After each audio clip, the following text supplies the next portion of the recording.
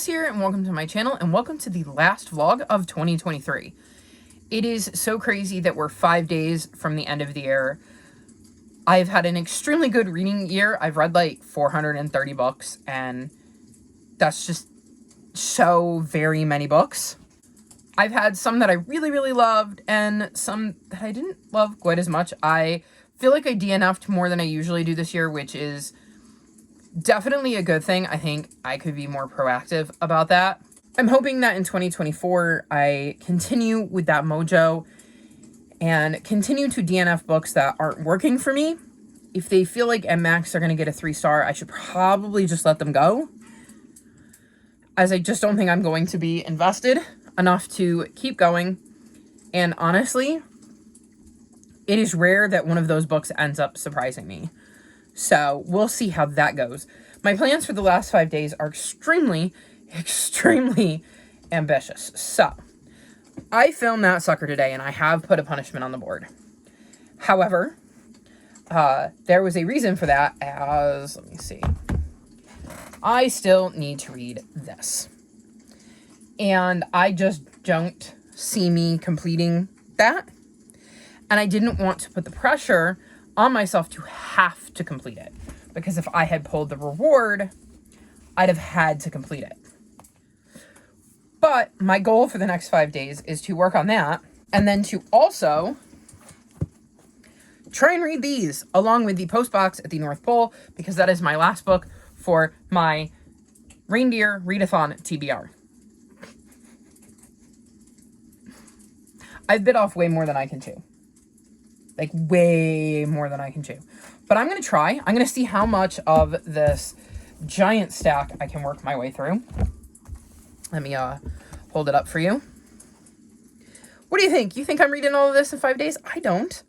Especially considering I have wrestling tomorrow night, so that's 2 hours. I have a pay-per-view on Saturday, so that's like 5 or more hours that I will be watching wrestling.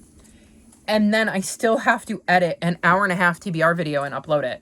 I need to finish the captions for my Queer Lit Readathon vlog, which was the 3rd through the 9th, because the 10th through the 16th is uploaded. The 17th through the 23rd is partially edited. But until I do the captions for the 3rd through the 9th, I can't move on. But captions drive me nuts. I understand that they're very important. But one, it requires me to watch myself again, and I hate watching myself in general. And two, it makes me sick. Like, there is no way when I get done doing captions that I don't have a massive headache and end up having to lie down because I feel nauseous. It bothers my eyes, it gives me a headache, and I just struggle. I have always struggled with reading on a screen. It has just always been an issue of mine. In college, I was lucky. I had a mentor who was great, and we would find me sources, and she would print them out so I could kind of get a gist of what it was about. But like actually reading it or rereading it to find exactly the wording, if I needed to re-jog my memory, I had the physical papers so that I wouldn't have to read on a screen, because I would get massive headaches with trying to do that. I always have. It's gotten a little bit better with ebooks. It's why I don't read ebooks very often, because they can do the same thing. But I know on Kindle, you have a mint background, the green one, and that one does not seem to bother me as much. I still can't do it for humongous periods of time, but I can do it in smaller doses. And I know that I've used like the sepia tone one. That one also isn't bad. I can occasionally handle black, though the older I've gotten, having the reverse, like the black background with the white text, bothers me more now that I'm older than it did when I was younger. It just is not my favorite thing to do, so doing the captions is a combination of dread about having to watch myself again and how that's going to affect my anxiety, because I nitpick at myself, and then also having to do the captions and knowing that it's going to bother my eyes. And this is like a 45-minute vlog, that those captions will take me probably a good 3 hours. Like, there's just no way of getting around that, and I know I'm putting it off. I keep putting it off. It did not help that it took like 4 days for that vlog to upload. So I think my priority is going to be getting my TBR video edited so that I can upload it so that it has 4 days if it needs it. Of course, if I do, it'll probably upload in like half an hour because that's just how it goes. But yeah, that's my very, very ambitious plans for the last few days of the month and the year. I don't know how many of them I'm going to get to, but I'm going to give it a good old try, and we'll see. We'll see. At least I have some audiobooks. One of the hard things for my TBR this week is that I had a lot of physical books, and I had a lot of things I needed to be doing where I needed audiobooks, and I did not have audiobooks to listen to because I was not focused on my Reindeer Readathon TBR. I was focused on this one, and none of these have audiobooks. I don't have access to the audiobooks for any of them. So I have to physically read them, which I can't be doing while I'm like, say, wrapping presents. And I struggle because if I can hear noise, I don't focus.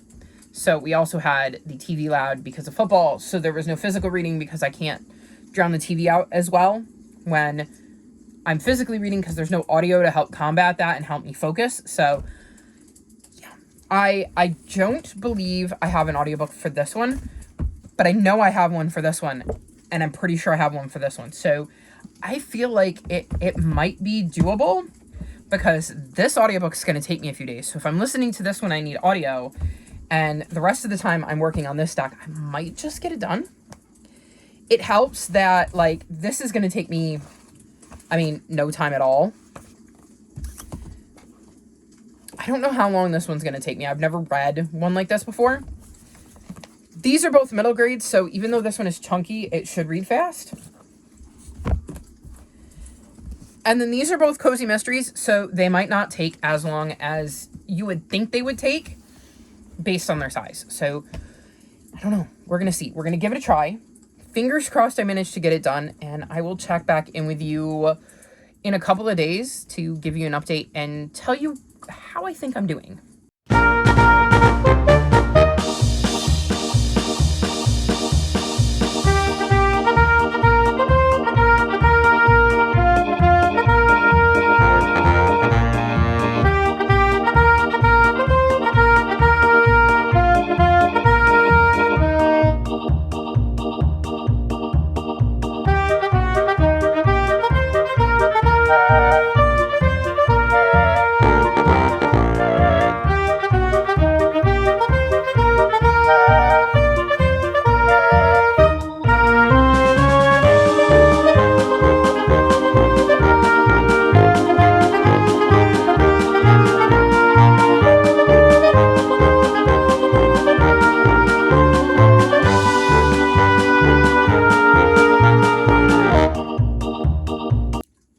Officially 2024, and I did not check in at all this week or the last 5 days or however long this vlog was, but we are no longer in 2023, which means it is time to wrap the last vlog of 2023 up and let you know what I read in the last few days of the month.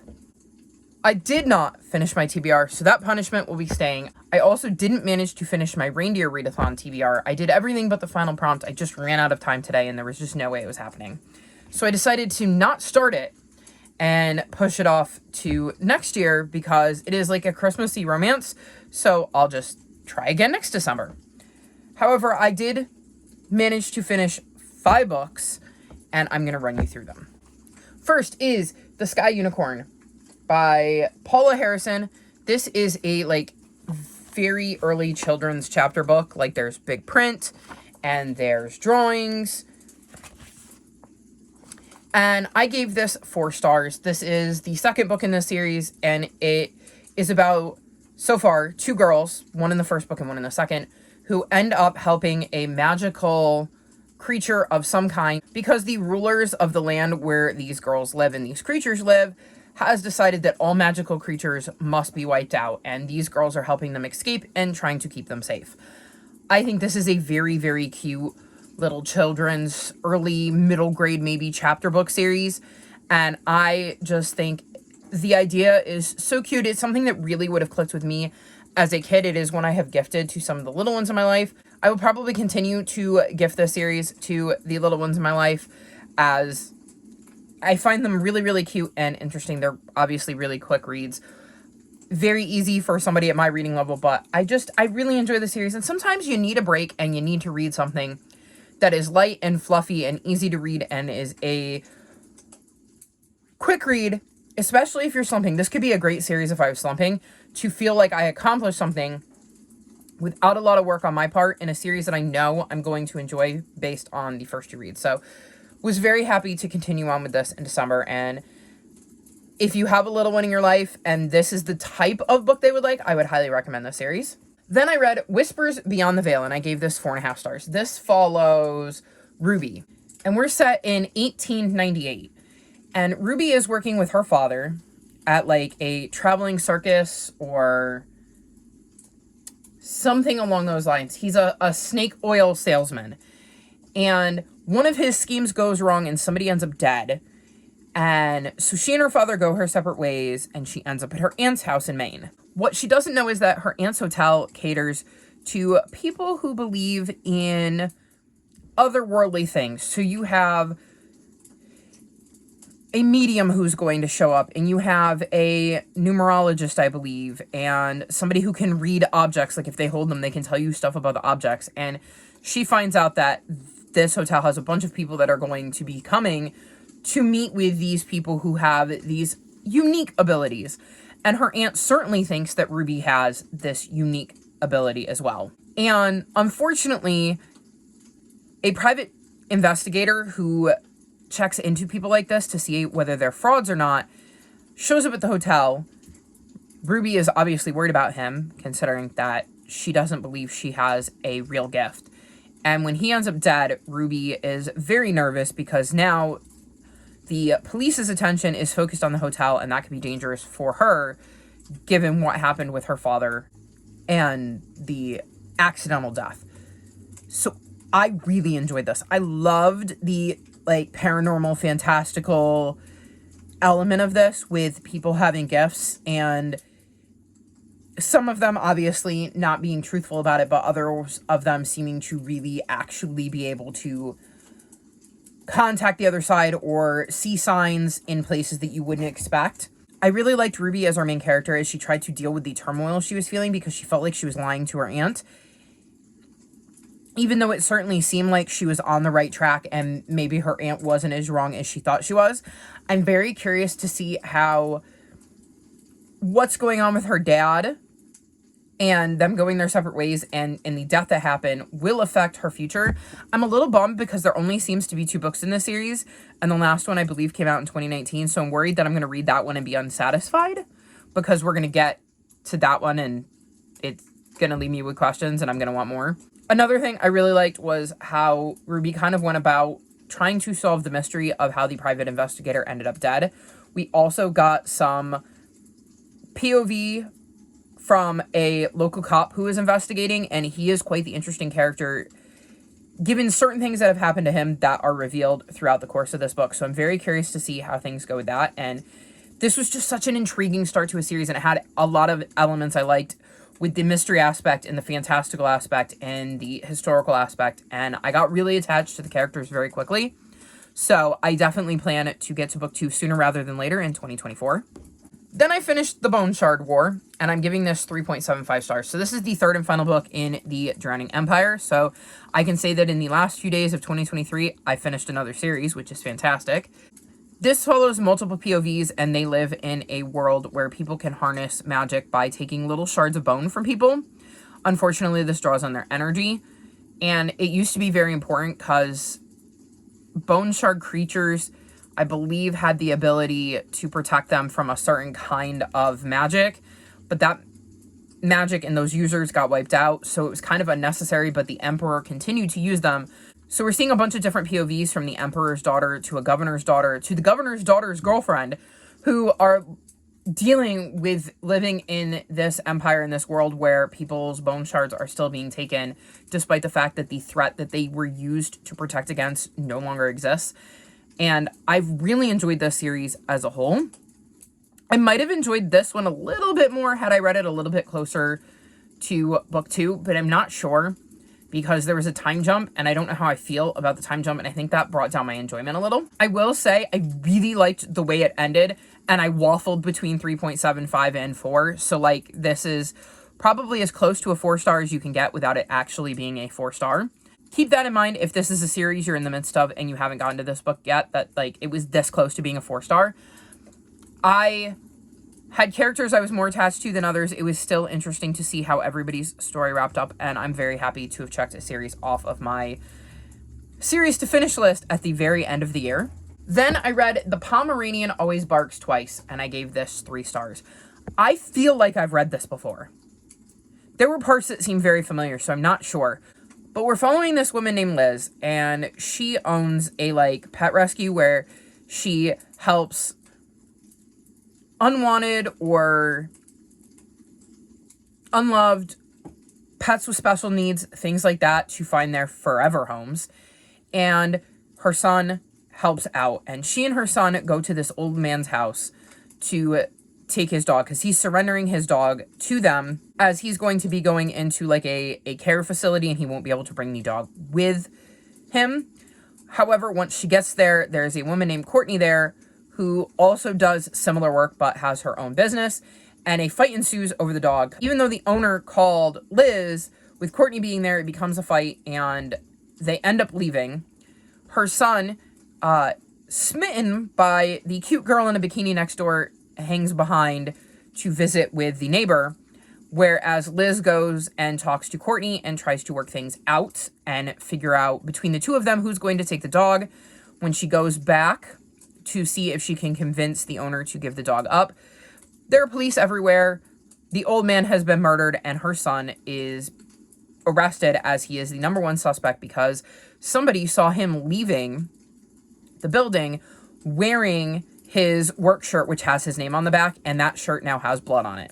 So Liz absolutely gets involved and tries to figure out who is setting up her son and why, and who might have wanted to murder this old man.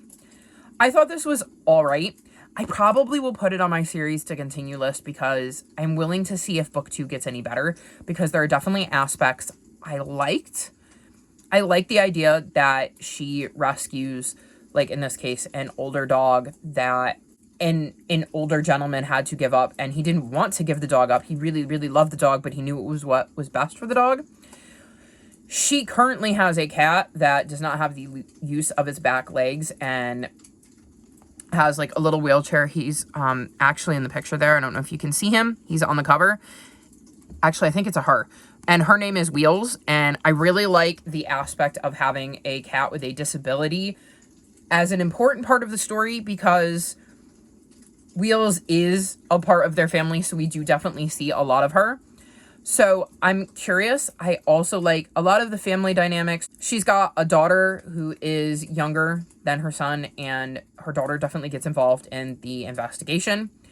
Her husband is a vet, and I thought he is quite interesting, and it would be interesting to see how he could play into future mysteries, given that he would be checking out any animals she was going to look at.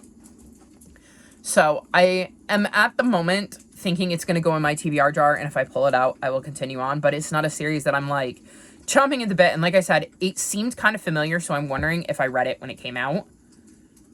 But what's interesting is I didn't mark it on Goodreads, and since it came out in 2019, if I had read it before, I would have marked it on Goodreads because I was using Goodreads in 2019. So it's really weird that it's not on there, but I feel like I've read it. So I don't know if I read something similar, or maybe I just completely blanked and forgot to mark it on Goodreads because I was still just getting back into reading and stuff in 2019.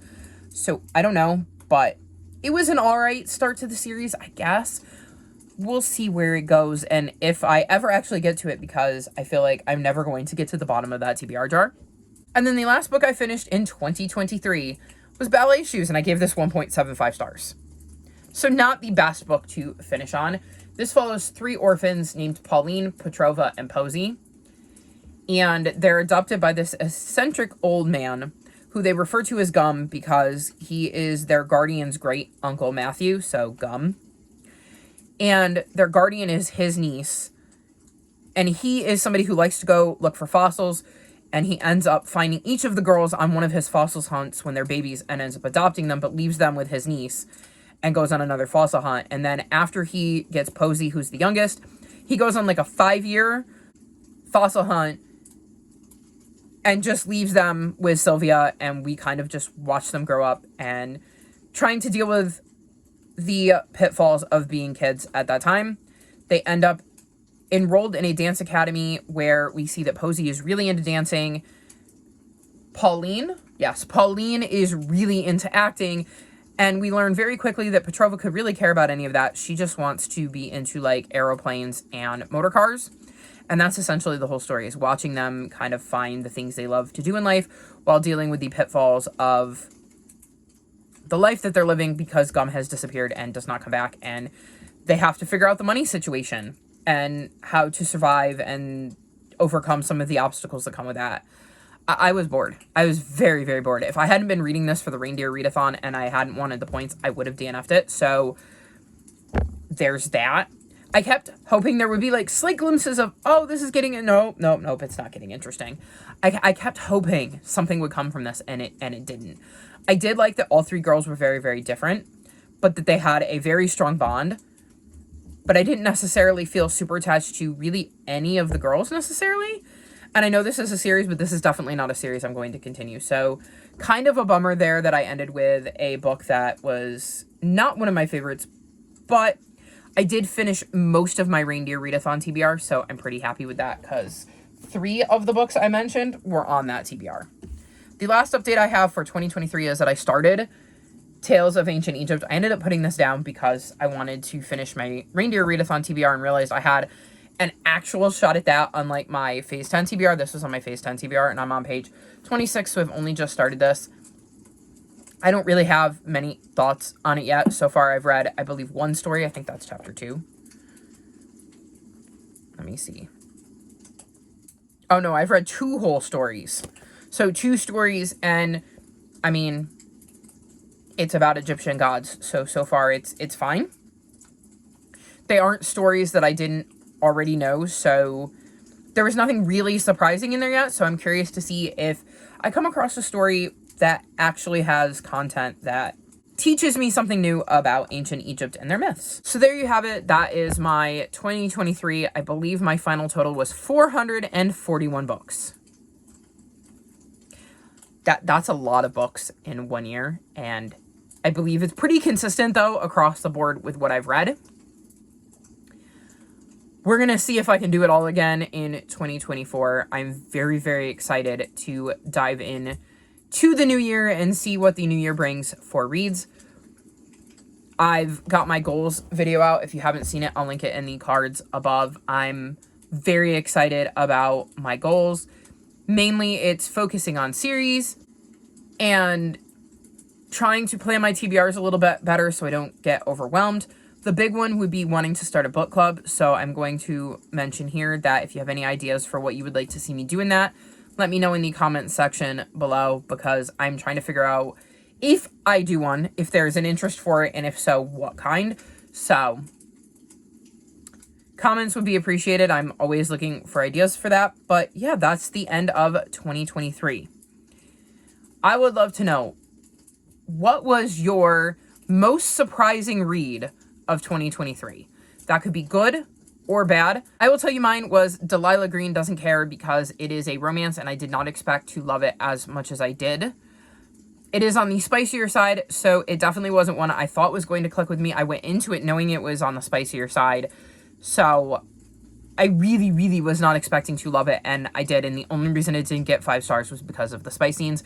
And then I proceeded to read the other 2 books in the series and absolutely love them as well. So that was probably my most surprising read of the entire year, was picking up Delilah Green Doesn't Care and actually loving it. So I would love to know, what was a surprising read, whether it was a book you thought you would love that you didn't, or a book that you thought you would dislike that you loved.